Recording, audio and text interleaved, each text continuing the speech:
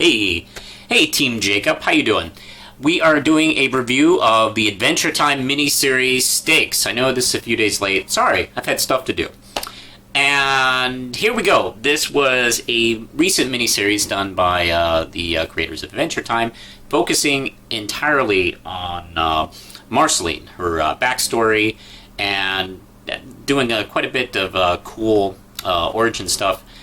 Filling in some blanks, as well as a story within the present, featuring the entire cast, actually.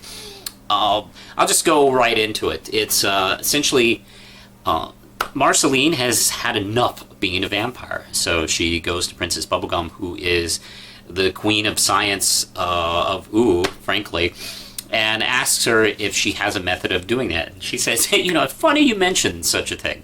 I actually do have a process. Which actually works, and it causes her to kind of spit out her vampire essence into a bucket, and then she, of course, trusts Peppermint Butler to get rid of it. Of course, he's totally trustworthy to do that. So, it all looks like it's going well. The first part actually ends with her being accidentally framed for cattle mutilations of some sort. In the kingdom. So it looks like vampires are doing it, and she's the only vampire in existence anymore, so obviously she's the main suspect. The townspeople ask Finn and Jake to go get her, but of course they're not going to do that. Essentially, the episode ends with her being tied to a stake and burned. The episode 2 opens with the sun coming up, and it doesn't affect her, and she's now just merely a normal, regular, half-human, half-demon, and no vampire powers, no vampire effects or anything like that, giving her a second chance at having a semi-normal life, if you can call that. But the problem has occurred that vampire essence just didn't disappear. Essentially, we watched through flashbacks that as she grew up, she became a vampire hunter, and because of her demon powers, after killing off powerful vampires, she could actually suck up their souls in essence, which is rare for a good guy character. I don't usually see good guys sucking up souls, but here she is. And she would gain a new vampire power as she does this, where she could fly and shapeshift and all the cool stuff she can do, all the Dracula powers that she has. And when she defeats in an epic battle the Vampire King, he bites her just as she stakes him, turning her fully into a vampire, which solves that long-standing question as how she became a vampire. So episode 2, I believe it's episode 2 that ends with the whole gang coming back together. When her vampire essence is released, they're resurrected. This group of remarkably creepy vampires with all sorts of different specialty powers. One of them played by Paul Williams, which is great. I haven't heard him do any acting or any voice work or anything in years, and he is absolutely wonderful and fantastic. And for those of you who aren't familiar with Paul Williams, he's an actor, singer. He did a lot of work in the 70s. He's more popular in the 70s. And cartoon fans might recognize him as the voice of the Penguin in Batman the Animated Series. He does voice work here and there. He is also the villain in Phantom of the Paradise, and he is Little Enos in the Smokey and the Bandit movies.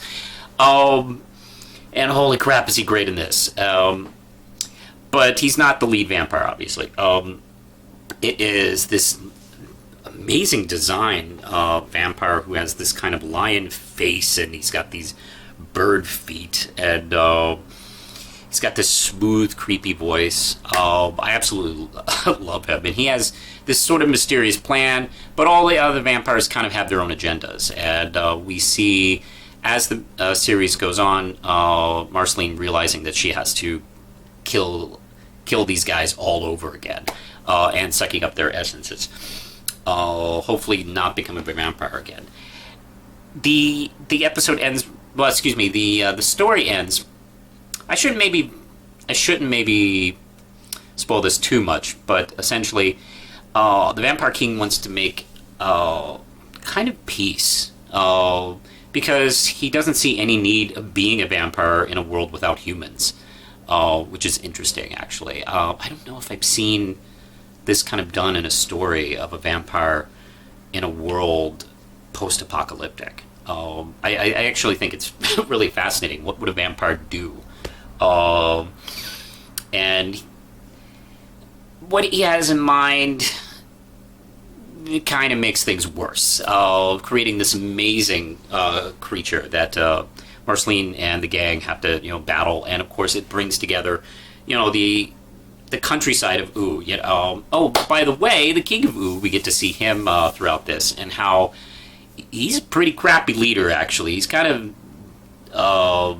of George W. Bush in a fantasy kingdom.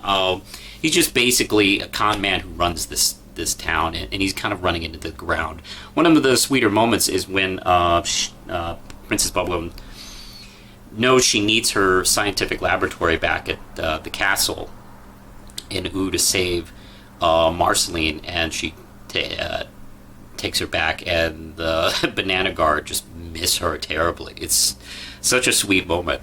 And of course that whole scene where she's saving her life, and because at that point she had lost her healing abilities, and the vampire with healing abilities is coming, and boy, is she creepy. She has this creepy voice and all these weird powers. I love the designs on all these vampires, by the way. So, and also, hey, did I mention Finn and Jake are in this? And what's really cool is they didn't totally omit them from the miniseries. They're actually pretty healthily in this. It's just not focused on them.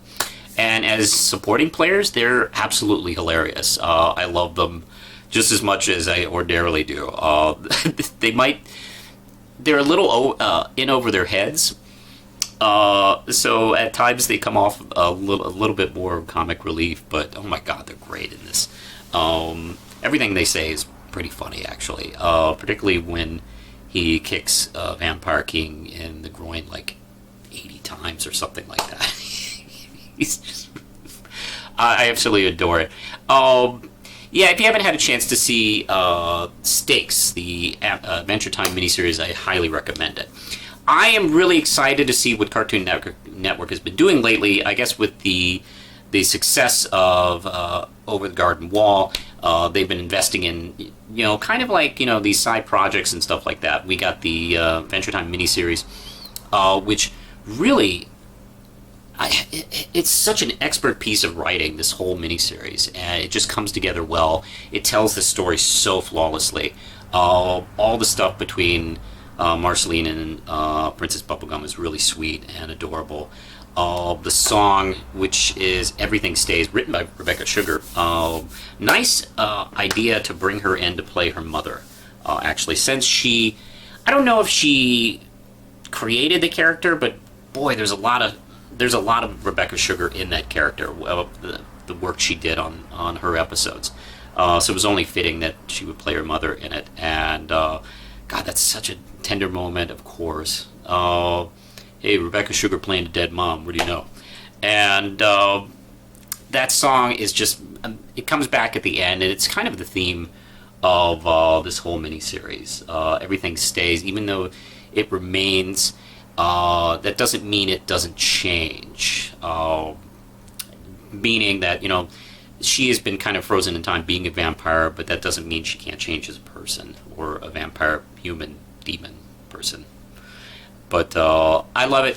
If you haven't watched much Adventure Time, if you've kind of given up on Adventure Time, I know last season was a little kind of meandery. There have been times where I was beginning to wonder if the show had kind of like past its point of no return, but a recent slew of new episodes before that were excellent. This miniseries is fantastic. So I'm totally in love with Adventure Time yet again. What a great series of episodes. Even if you haven't even watched Adventure Time before, I think you can get away with watching this and digging it. Just know that 7 seasons has passed and blah, blah, blah. And so, just relax. I'm going to give the miniseries Stakes 5 Ram Chips out of 5. I think it was excellent. I loved it. It was almost pretty much everything I would want in a Marceline miniseries. I think that's it, so push the button, Lindsay.